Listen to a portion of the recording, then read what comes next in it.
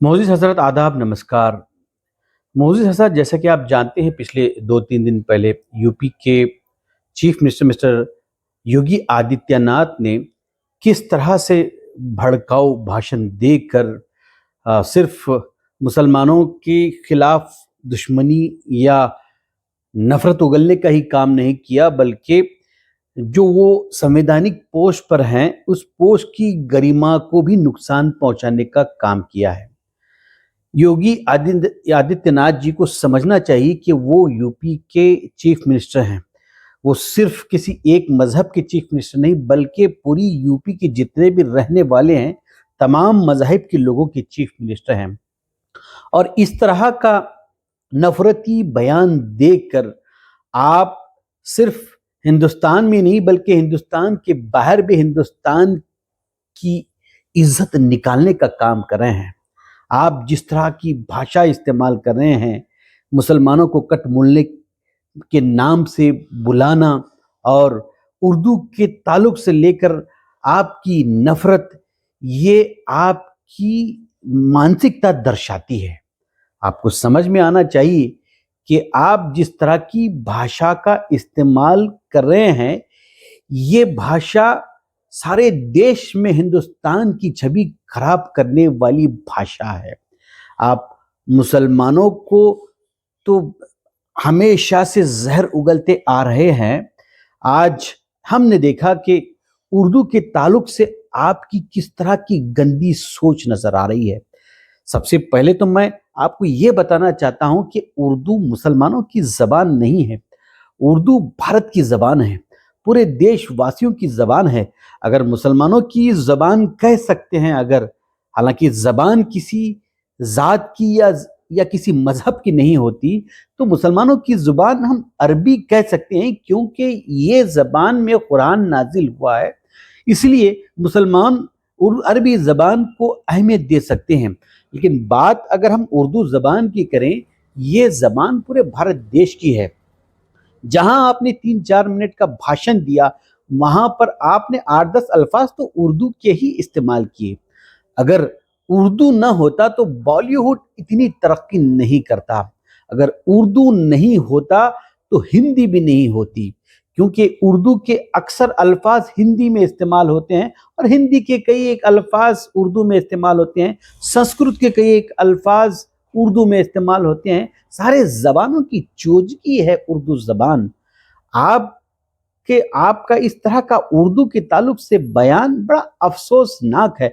अगर कोई जाहिल किस्म का इंसान इस तरह की भाषा का इस्तेमाल करता है, तो हम कह सकते हैं आप एक संवैधानिक पोस्ट पर रहने के बावजूद मुसलमानों को इस तरह से मुखातिब करना, उर्दू को लेकर इस तरह से नफरत आपकी दिलों में जो मौजूद है उसका इजहार करना, ये बिल्कुल गलत है। आपको समझ में आना चाहिए कि स्वामी विवेकानंद जी ने जब शिकागो में वर्ल्ड रिलीजन कॉन्फ्रेंस चल रही थी, उस वक्त उन्होंने किस तरह का संबोधन किया था। उनके ये अल्फाज आज भी ऐतिहासिक हैं। उन्होंने कहा था कि मैं उस देश का प्रतिनिधित्व कर रहा हूं जहां पर रिलीजियस टॉलरेंस की बात होती है, जहां पर यूनिवर्सल यूनिफॉर्मिटी की बात होती है। मैं इस देश से यहाँ पर मौजूद हैं हुआ हूँ जहाँ पर प्यार और मोहब्बत की बात होती है। आप स्वामी विवेकानंद जी की उस कॉन्फ्रेंस में जो संबोधन किया था, उस बात को आप इंसल्ट करने वाला काम कर रहे हैं। आप सिर्फ मुसलमानों को बदनाम नहीं कर रहे, बल्कि आप खुद जिस मजहब से ताल्लुक रखते हैं, उस मजहब को भी इंसल्ट करने का काम कर रहे हैं। क्योंकि आप एक सिर्फ चीफ मिनिस्टर नहीं हैं, बल्कि आप एक महंत भी हैं। महंत के ज़रिए, महंत की ज़बान से इस तरह की भाषा, ये हम कह सकते हैं कि उस महंत के पोजीशन को भी आप खराब करने वाला काम कर रहे हैं। लोग क्या कहेंगे? किस तरह की महंत की छवि आप अवाम के सामने लेके जा रहे हैं? क्या महंत नफ़रत उगलने वाला होता है? क्या महंत नफ़रत के बुनियाद पर देश में बांटने वाला काम कर सकता है? एक बेहतरीन महंत वो होता है जिसके नजदीक सारे मजहब एक समान होते हैं। आप उस पोस्ट की गरिमा को भी खराब करने वाला काम कर रहे हैं। आप एक महान भी हैं, आप एक चीफ मिनिस्टर भी हैं। आपको ये समझ में आना चाहिए कि आप किस तरह की भाषा का इस्तेमाल कर रहे हैं। हम बखूबी जानते हैं कि आपके हर भाषण में मुसलमानों को लेकर जो आप नफ़रत दिखाते हैं, सिर्फ़ और सिर्फ़ आप अपने सियासी उल्लू को जो है फ़ायदा पहुँचाने के लिए काम करते हैं।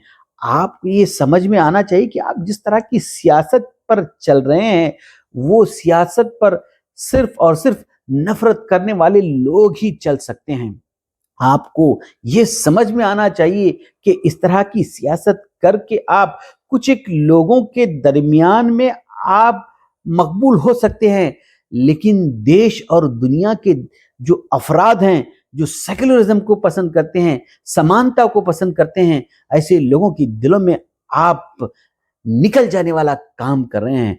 आपको ये समझ में आना चाहिए कि आप इस तरह की अल्फाज का इस्तेमाल करके, आप इस तरह के अल्फाज का चुनाव करके देश का नाम सारी दुनिया में बर बदनाम करने का काम कर रहे हैं। तो मैं अवाम से भी ये कहना चाहता हूँ कि इस तरह की भाषाओं को आप भी बढ़ावा न दें। हम भी इस तरह की भाषा का इस्तेमाल कर सकते हैं। हम भी इस तरह के आपके बयानात का जवाब दे सकते हैं, लेकिन हमें आपकी इस उस पोस्ट की गरिमा का सम्मान याद आता है। आप जिस पोस्ट पर महंत बन के बैठे हैं, उस पोस्ट की गरिमा का ख्याल आता है। अगर हम आपको कुछ इस तरह के अल्फाज इस्तेमाल करेंगे, हो सकता है कि आपके चाहने वाले भी बहुत हैं, आपके भक्त भी बहुत हैं।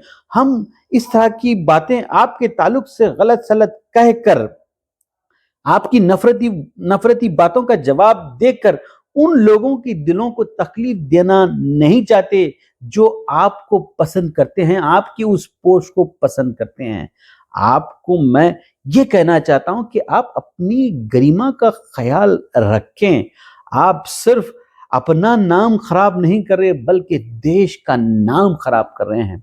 आपने मुझे सुना, बहुत-बहुत शुक्रिया। आदाब, नमस्कार।